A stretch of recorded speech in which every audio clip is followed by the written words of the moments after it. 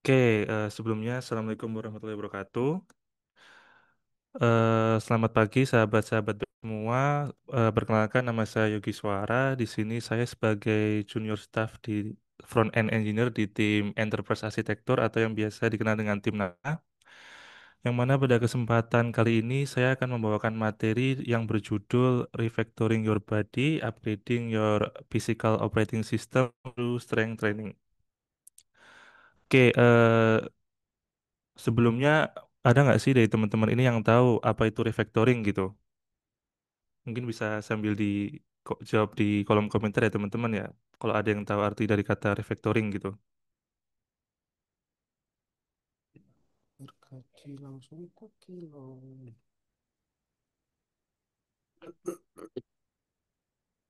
Oke, oke langsung deh kalau kayak gitu. Motif, oke. Jadi refactoring ini biasanya kita kenal itu secara definisi yaitu sebagai proses memperbaiki struktural kode yang mana tanpa mengubah fungsionalitas eksternalnya, yaitu dengan tujuan agar kode yang kita miliki dapat menjadi lebih efisien, mudah maintenance, dan bebas dari bug atau masalah. Nah, bagaimana jika konsep yang sama atau konsep refactoring ini kita terapkan di tubuh kita?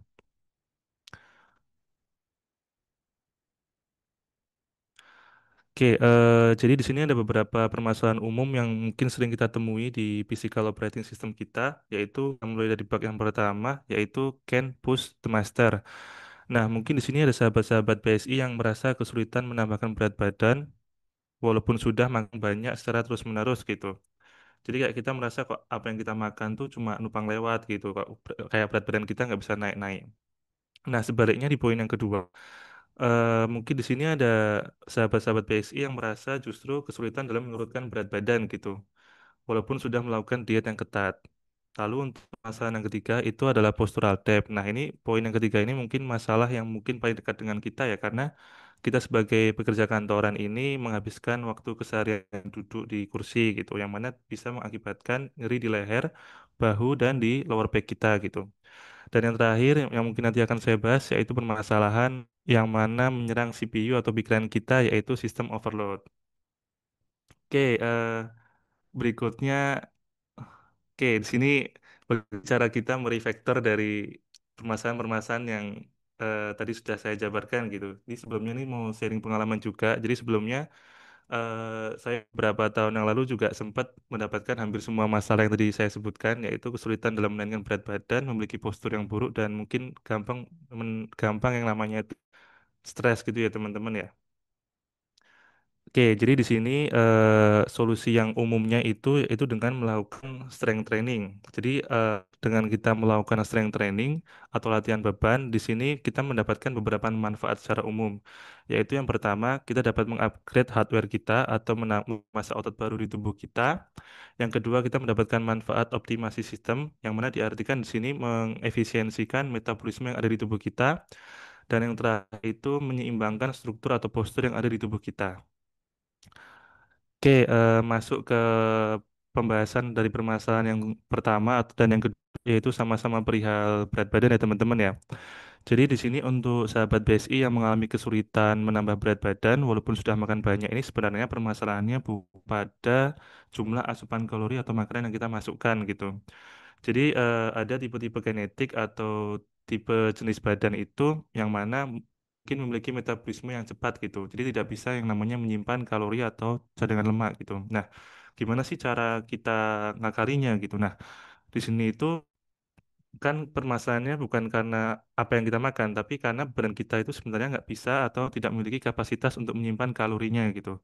Jadi tanpa memiliki massa otot yang cukup, tubuh itu tidak memiliki kemampuan untuk menyimpan kalori yang masuk dan ujung-ujungnya itu ya cuma dikeluarkan gitu. Nah, hal ini dapat kita logikan seperti kita kita ini punya laptop dengan memori atau hard disk yang hanya sebesar 256 GB, tapi kita berusaha mendownload file atau dokumen yang mana berukuran 500 GB gitu. Ya tetap nanti memorinya atau laptop hanya bisa menyimpan sebatas 256 GB, sisanya tidak disimpan gitu. Jadi cara kita eh, mengatasinya itu dengan yang namanya strength training atau menambahkan massa otot. Dan menambahkan massa otot, tubuh kita ini akhirnya mendapatkan gudang tambahan untuk menyimpan kalori atau cadangan lemak yang mana yang sudah kita masukkan tadi. Jadi untuk teman-teman menambahkan berat badan itu kuncinya itu nggak cuma yang namanya surplus kalori yaitu tapi juga dengan menambahkan gudang untuk menyimpan itu dengan menambahkan massa otot. Lalu mungkin untuk teman yang kesulitan dalam dalam menurunkan berat badan itu kebalikan dengan yang tadi. Jadi mungkin ada di sini teman-teman yang sudah diet ketat tapi kok di satu titik gitu yang awalnya turun lama-kelamaan nggak jadi turun gitu. Nah, penyebabnya adalah karena lemahnya metabolisme kita. Hal ini disebabkan ketika kita diet yang ketat tanpa melakukan latihan, seringkali kita juga yang namanya itu mengkikis massa otot yang ada di tubuh kita gitu. Nah, dengan kita kehilangan otot, itu sebenarnya kita juga akhirnya mengakibatkan metabolisme badan kita itu menjadi pelan, teman-teman. Nah, solusinya gimana? Yaitu dengan kita meningkatkan kemampuan badan kita untuk membakar kalori atau menambahkan massa otot gitu. Jadi untuk teman-teman yang merasa kesulitan untuk menurunkan berat badan gitu, walaupun sudah diet gitu, mungkin bisa dicoba dengan meningkatkan kemampuan metabolisme badan kita untuk membakar kalori, teman-teman. Salah satunya caranya itu dengan meningkatkan massa otot, yaitu dengan melakukan latihan beban.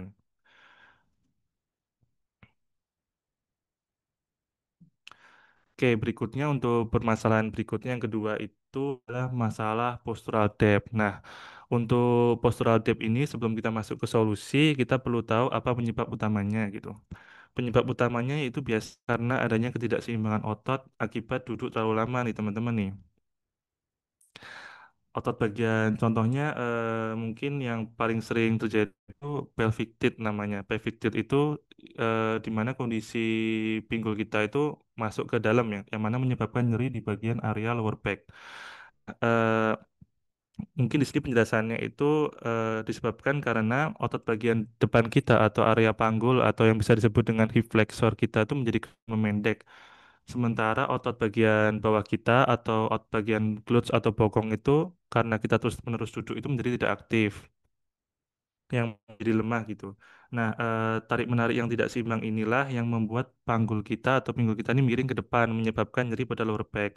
Nah, untuk cara memperbaikinya itu sebenarnya caranya sederhana ya teman-teman ya. Ini ada tiga gerakan yang mungkin biasanya saya lakukan yang sebenarnya bisa dilakukan di rumah secara mudah, nggak perlu gym ya teman-teman ya. Itu kita yang pertama bisa melatih otot core kita dengan melakukan plank. Mungkin bisa melakukan plank selama 30 detik sampai 2 menit teman-teman sesuai dengan kemampuan masing. Lalu berikutnya bisa melakukan glute bridge yang mana itu nanti kita melatih atau mengaktifkan kembali otot glutes atau bokong kita yang lemah ketika kita kebanyakan duduk. Nah, setelah kita menguatkan otot-otot yang tidak aktif, kita juga perlu yang namanya melakukan peregangan otot dari panggul kita yaitu dengan melakukan lunges ya teman-teman. Lalu berikutnya untuk permasalahan kesehatan mental di sini bagaimana sih cara kita mengatasi overload gitu. Nah, sistem overload ini terjadi ketika tubuh kita ini stres ya teman-teman ya. Mungkin ada teman-teman yang memiliki tuntutan pekerjaan yang besar atau mungkin banyak sambilan seperti masih ada yang skripsi atau banyak pekerjaan atau pikiran-pikiran lain yang mana dilakukan di waktu yang bersamaan gitu. Nah, hal ini dapat menyebabkan stres yang mana dapat memicu tubuh itu untuk memunculkan yang namanya hormon kortisol. Nah, hormon kortisol ini apabila dibiarkan tidak hanya dapat meracuni pikiran kita, tapi juga dapat meracuni fisik kita sendiri juga gitu. Jadi mungkin teman-teman ada yang merasa kayak susah fokus, mudah lelah, padahal udah tidur 8 jam per hari gitu. Nah, itu bisa jadi salah satu penanda dari kita itu sebenarnya mengalami yang namanya sistem overload ya teman-teman. Nah, solusi yang bisa saya tawarkan sendiri yaitu sama seperti sebelumnya, itu dengan angkat beban. Nah, kenapa angkat beban? Jadi ketika kita angkat beban sendiri, sebenarnya kita melepaskan hormon endorfin ya teman-teman ya, yang mana dapat berdampak dengan menekan hormon kortisol yang ada di tubuh kita. Jadi membuat pikiran kita dapat menjadi lebih jernih dan lebih tenang. Lalu dengan angkat beban sendiri juga kita meningkatkan atau mengoptimalkan asupan oksigen ke dalam otak kita, yang mana bisa meningkatkan fokus dan kinerja otak kita dalam bekerja ya teman-teman ya. Jadi manfaat angkat beban ini sangat beragam ya. Nah, berikutnya teori dan konsepnya tadi mungkin sudah kita pahami, tapi kita tidak sebatas tahu teorinya. Kita juga perlu yang namanya itu implementasi gitu. Nah, di sini saya akan sharing bagaimana sih cara implementasinya mulai dari sprint yang paling sederhana. Nah, sprint yang pertama ini yang paling sederhana yaitu bisa kita lakukan di rumah gitu. Jadi di sini saya membuat judul Your First Sprint, membangun fondasi di rumah. Jadi awal teman-teman ini tidak perlu langsung ke gym. Tujuan dari kebiasaan yang pertama ini adalah membangun momentum dan kebiasaan. Jadi teman-teman nggak perlu langsung menggunakan beban tambahan atau beban yang berat, fokus pada gerakan yang benar. Di sini saya dulu biasanya latihan di rumah itu cukup dengan 3 gerakan tanpa alat ya teman. Ya, ini bisa melakukan body weight squat, ini bisa melatih otot lower body kita, kaki, glutes dan otot kaki-kaki kita. Lalu berikutnya kita juga bisa melakukan up untuk melatih otot upper body kita seperti dada, bahu dan tricep. Dan untuk menguatkan otot core kita atau perut kita itu bisa melakukan plank teman ya. Nah, untuk fondasi awal sebenarnya teman-teman ini nggak perlu melakukan secara tiap hari.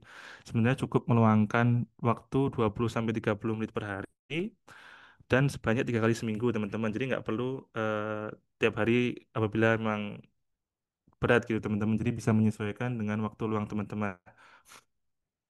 Berikutnya, jika teman-teman itu sudah merasa first sprintnya itu udah mudah gitu atau sudah tidak lagi memiliki tantangan, tidak memiliki tantangan lagi, teman-teman bisa level up ke gym protokol gitu.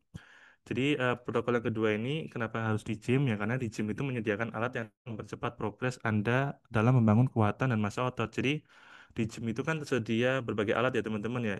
Jadi kita tuh bisa melatih otot tuh secara fokus. Karena jika kita melakukan gerakan-gerakan yang tadi yang ada di first sprint itu sebenarnya bias latihannya itu tersebar di banyak otot. Nah, kalau teman-teman ingin fokus untuk membangun otot, sebenarnya emang sangat disarankan langsung ke gym aja. Nah, untuk frekuensi latihannya sendiri itu nggak harus yang langsung seminggu sebanyak 5 kali. Nah, yang ada itu malah capek ya untuk pemula ya. Jadi teman-teman memang jika ada yang memiliki waktu luang hanya 2 kali sampai 3 kali seminggu, memang ya udah itu sebanyak aja gitu. Bagusnya memang minimal itu dari pengalaman saya itu 3 kali seminggu. Kenapa? Ya karena jika kita melakukan 3 kali seminggu itu kita bisa membagi latihan bagian-bagian otot gitu teman-teman. Nah ini seperti yang sudah saya contohkan di sini. Mungkin di hari yang pertama bisa yang namanya melakukan push day atau gerakan-gerakan yang mana mendorong teman-teman. Fokus dari ototnya yaitu dada, bahu, dan tricep. Contoh latihannya mungkin ada banyak ya teman-teman ya. Di sini ada bench press, overhead press yang mungkin nanti sebenarnya lebih banyak lagi. Mungkin ada dumbbell press, lalu ada lateral raise, ada shoulder press, ada tricep push down, dan lain-lain gitu. Lalu untuk pola latihan kedua itu ada pull day yang mana fokus pada gerakan yang menarik teman-teman. Jadi di sini fokus atau bias otot yang terkena yaitu pada otot punggung dan otot bicep. Contoh latihan itu segala gerakan yang menarik, contohnya seperti lat pull down dan rowing gitu. Lalu di jenis latihan yang ketiga itu biasanya sangat favorit ya. Ini anak-anak gym sangat suka nih ngelakuin leg day nih. Jadi kalau bisa nih sebenarnya seminggu 2 kali 3 kali lah leg day ini. Jadi fokus pada latihan ini yaitu fokus pada lower back yang mana melatih kaki bisa dan juga melatih glutes kita. Nah biasanya untuk di bagian leg day ini kita juga sambil latihan otot perut ya teman-teman ya atau menguat otot core kita. Nah untuk yang mungkin pemula atau ingin mencoba gym itu sebenarnya prioritasnya itu lebih ke teknik yang perlu teman-teman. Jadi jangan langsung angkat beban yang berat. Dan memang sangat disarankan jika lagi pemula di gym atau mencoba gym itu sangat disarankan untuk ya, teman yang mungkin udah biasa nge-gym teman-teman atau bisa pakai jasa personal trainer. Nah, kenapa? Karena di gym itu sebenarnya ada yang namanya risiko kita teman-teman. Jadi mungkin aman ya untuk teman-teman yang ingin nyoba gym atau pemula bisa ngajak teman atau sebenarnya di gym juga kalau sendiri itu bisa teman-teman itu tanya ke mas-mas atau mbak-mbak yang ada di gym. Mungkin karena biasanya kayak takut, tapi sebenarnya itu kalau dari pengalaman, walaupun badannya besar gitu, udah berotot, udah kering itu, kalau ditanyain tuh sebenarnya mereka baik gitu teman-teman. Jadi nggak perlu takut untuk mulai latihan di gym. Nah, berikutnya untuk step yang kedua, ketika kita sudah melakukan angkat beban itu, kita perlu yang namanya itu progressive overload. Jadi kita nggak bisa yang namanya itu latihan dengan beban yang sama, repetisi yang sama, secara terus-menerus gitu. Itu nggak bisa gitu. Jadi kita perlu yang namanya progressive overload. Nah, progressive overload apa sih itu progressive overload gitu? Jadi kita perlu memberikan tantangan atau stres yang sedikit lebih berat dari waktu ke waktu. Contohnya nih, ketika kita awal gym mungkin kita bisa ngangkat dumbbell 5 kilo nih, sebanyak mungkin 6 repetisi. Nah, tapi di minggu kedua kita targetkan kayak kita bisa mengangkat beban yang sama, tapi dengan jumlah repetisi yang lebih banyak gitu. Nanti mungkin di minggu ketiga bisa baru mulai menaikkan beban yang diangkat gitu. Jadi untuk progressive overload ini sendiri ada banyak caranya gitu ya. Bisa menambah berat beban, bisa menambah jumlah repetisi dengan beban yang sama, atau bisa mungkin mengurangi waktu istirahat antar set.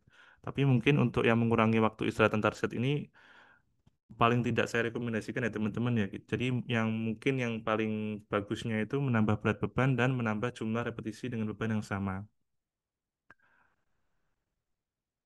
Nah, oke. Jadi rekan-rekan semua sebagai penutup di sini dari materi yang saya sampaikan, di sini ada beberapa kesimpulan yang ingin saya sampaikan. Itu yang pertama, jadikan latihan beban itu sebagai engine utama gitu. Jadi apapun tujuannya, baik teman-teman atau sahabat-sahabat BSI ini ingin menambah badan atau menurunkan berat badan atau hanya sekedar ingin lebih sehat, menurut saya itu latihan beban adalah fondasi paling efektif untuk mengubah atau merefaktor tubuh kita.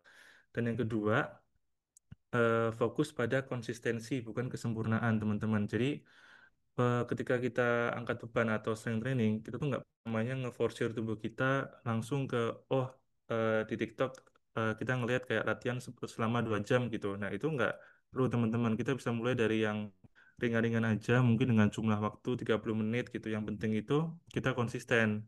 Nah dampaknya kalau kita terlalu memforsir tubuh kita, misal kayak wah baru awal nge-gym langsung 2 jam gitu.